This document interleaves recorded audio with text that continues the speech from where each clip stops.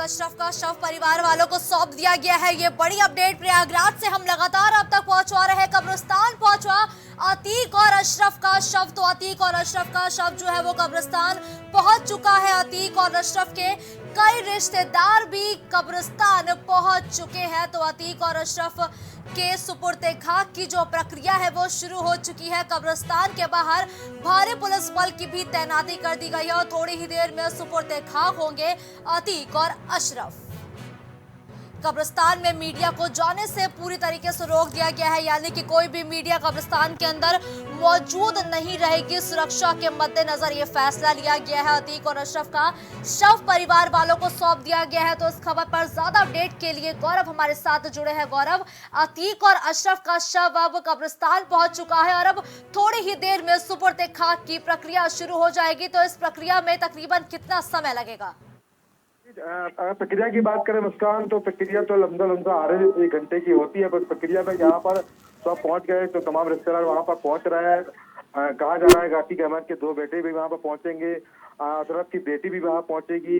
तो कहीं ना कहीं यहाँ पर जो रिश्तेदार है उनका इंतजार भी हो रहा होगा, जो पहुंच चुके हो अभी सब वहाँ पर पहुंच चुके हैं और कड़े इंतजाम है वहाँ पर, क्योंकि महत्वपूर्ण मसला यहाँ पर जिस जगह घटनाक्रम चल रहा है तो कड़ी व्यवस्था की जा रही है। हालांकि मीडिया को भी वहाँ से कब्रिस्तान से दूर रखा गया है और उनको पहले बैरिकेडिंग लगा दी गई है कि मीडिया की वहाँ एंट्री ना की जाए। जो भी फुटेज हम लोग देख रहे हैं, जो भी जानकारी हम लोग को मिल रही है, वो भी केवल एक फौरी माध्यम से मिल रही है। तो कहीं ना कहीं यहाँ पर महत्वपूर्ण ये भी है कि अतीक और अशरफ के साथ पहुंच चुके हैं और थोड़ी देर में जो उनका पुश्तैनी कब्रिस्तान है कसारी मसारी, वहाँ पर सुपुर्दे खाक किए जाएंगे। ठीक है गौरव, थोड़ी देर में सुपुर्दे खाक हो जाएंगे अतीक और अशरफ, लेकिन एक जो सवाल है वो सभी के जहन में बरकरार है कि पोस्टमार्टम के बाद जो शव है वो कौन लेने पहुंचा था?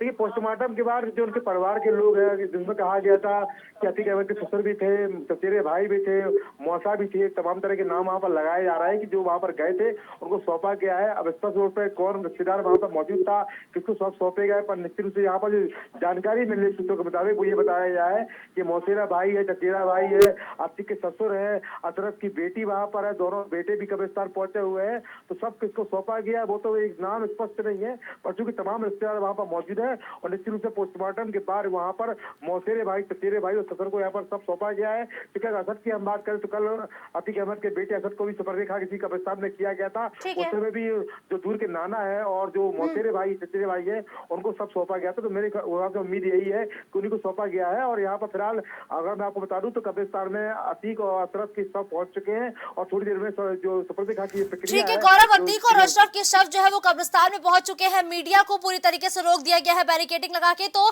कितने लोगों को अंदर जाने की अनुमति दी गई है? देखिए, अनुमति की अगर बात करें मुस्कान, तो अनुमति ज्यादा लोगों की नहीं है, क्योंकि यहाँ पर अगर मीडिया को डर के हिसाब से बैरिकेडिंग लगा के रोका गया है। और अगर जितने ही लोग कल असद के अंतिम संस्कार से उतने ही लोग यहाँ पर नजर आ रहे हैं, करीबियों को भी वहां जाने की अनुमति दी गई है। और अगर इन संख्या की बात करें तो मुश्किल से अगर देखा जाए तो 50 से 60 लोग ही यहाँ पर दिखाई दे रहे हैं। तो कहीं ना कहीं महत्वपूर्ण यहाँ पर यह भी है कि जो सुरक्षा व्यवस्था को देखते हुए कम लोगों को वहाँ पर एंट्री भी दी गई है। उत्तर प्रदेश धारा 144 लागू है। हालांकि डिजिटल प्रोग्राम में इस तरह की धारा नहीं लगती, पर चूंकि सुरक्षा जरूरी है और जब भी ऐसी कोई बड़ी घटना होती है, जो बड़ा कोई ऐसा होता है, अपराधी होता है, उसकी जो इस तरह की अंतिम क्रिया होती है, तो कहीं ना कहीं वहाँ पर सुरक्षा इंतजाम को देखते हुए सुरक्षा व्यवस्था खराब ना हो, सामाजिक सौहार्द खराब ना हो और किसी को हानि ना हो, तो कहीं ना कहीं यहाँ पर व्यवस्था देखते हुए कम लोगों को अनुमति दी जाती है वहाँ पर कब्रिस्तान या जो भी शमशान घाट हो जाने के लिए। ठीक है गौरव, पोस्टमार्टम हो चुका है, तो पोस्टमार्टम रिपोर्ट में क्या कुछ निकल के सामने आ रहा है? पोस्टमार्टम रिपोर्ट में तमाम तरह की बातें सामने आ रही है। हालांकि कुछ चीजें स्पष्ट नहीं है। कहा जा रहा है कि अशरफ को 5 गोली मारी गई थी, तो 5 गोली वहाँ पर प्राप्त हुई है। कहीं ना कहीं अतीक को कहा गया तो 3 गोली मारी गई थी, तो उसको 3 गोली फंसी हुई थी। तो कहीं ना कहीं पोस्टमार्टम रिपोर्ट जो आ रही है फौरी जानकारी यही है कि लवा अशरफ को 5 गोली मारी गई थी, अतीक को 1 गोली सिर में ही मारी गई थी, जो कि हमने वीडियो फोटोज में देख चुके। जब ये हत्याकांड को अंजाम दिया गया तो कहीं ना कहीं 1 गोली सिर में लगी थी, शायद 2 गोली पेट फंसी हुई थी, उसको निकाला गया है। तो 5 गोली अशरफ को मारी गई थी और 3 गोली अतीक को यहाँ पर। हालांकि अगर अब राउंड उसकी फायरिंग की बात करें तो लगभग 27 से 30 राउंड फायरिंग हुई थी और फिलहाल यहाँ पर पुष्टि हो रही है 5 गोली अशरफ को मारी गई थी और 3 गोली यहाँ पर अतीक अहमद को मारी गई थी। ठीक है गौरव, लेकिन अगर एक बार बीते दिनों की हम अगर तस्वीरों का जिक्र करें तो उसमें कुल 3 हमलावर देखे गए हैं। तो उन हमलावरों के लेकर क्या कुछ अपडेट मिल रही है? क्या कुछ उन पर एक्शन लिया गया या क्या रिमांड जो बढ़ाई गई है वो कितने दिनों की बढ़ाई गई है? देखिए, हमलावरों को कोर्ट में पेश कर दिया गया है। कोर्ट ठीक के है। माध्यम से उनको 14 दिन की न्यायिक अभिरक्षा में भेजा गया है। रिमांड पे रहेंगे। तमाम तरह के जानकारी प्राप्त की जा रही है कि वो कहाँ कैसे पहुंचे हैं, उनको मीडिया कार्ड कहाँ से मिला है, कहाँ से मुहैया कराया गया है। इसके अलावा जो जिग्ना मेड तुर्की से पिस्टल है वो कहाँ से मिली, एथेडोनिक जिसकी कीमत लगभग 5 से 7 लाख की कीमत बताई जा रही है। तो कहीं तमाम यहाँ पर शब्द यानी जो प्रश्न है वो यहाँ पर है। और ये भी कहा जा रहा है कि हमीरपुर जेल में जो बंद थे ये लोग, तो सुंदर भाटी गैंग से इनकी पर्चा हुआ था। तो कहीं तमाम तरह के बिंदु यहाँ पर है। 14 दिन की न्यायिक अभिक्षा वहाँ पर मुस्कान उन लोगों को दी गई है। और इसके बाद कुछ स्पष्ट हो पाएगा आखिर इनका मामला क्या, यहाँ पर तमाम तरह के मामले सामने आ रहे हैं। मामला एक महत्वपूर्ण है कि उन्होंने हत्याकांड का अंजाम दिया, जी। जय श्री राम के नारे उन्होंने लगाए। दूसरी महत्वपूर्ण बात यह है कि उन्होंने खुद सरेंडर कर दिया, यानी वो मानने ही आए थे, अपने आप को यहाँ पर प्रसिद्ध करने आए थे। और उनका ये भी कहना था कि अतीक को मारकर, जानकारी मुताबिक अतीक को मारकर वो खुद अपना नाम करना चाहते थे। तमाम बिंदु मुस्कान यहाँ पर है कि अगर इतनी बड़ा हत्याकांड हुआ है तो पुलिस की भूमिका क्यों ऐसी खराब रही है। इस तरह हत्याकांड बिल्कुल गौरव, जाहिर सी बात है कि इस पूरे हत्याकांड को अंजाम दिया जाता है तो कहीं ना कहीं यूपी की कानून व्यवस्था पर सवाल उठना भी काफी लाजमी है। धन्यवाद इस खबर पर जुड़ते हुए दर्शकों तक तमाम जानकारी पहुंचाने के लिए।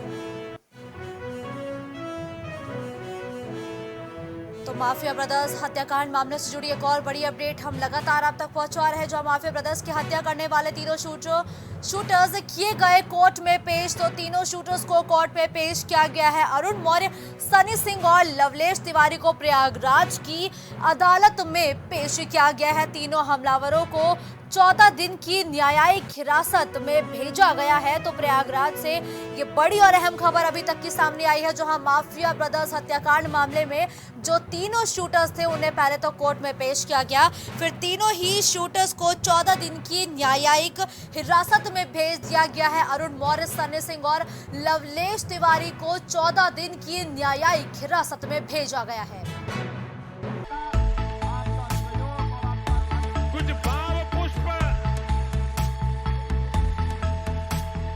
आप देख रहे हैं प्राइम टीवी, सच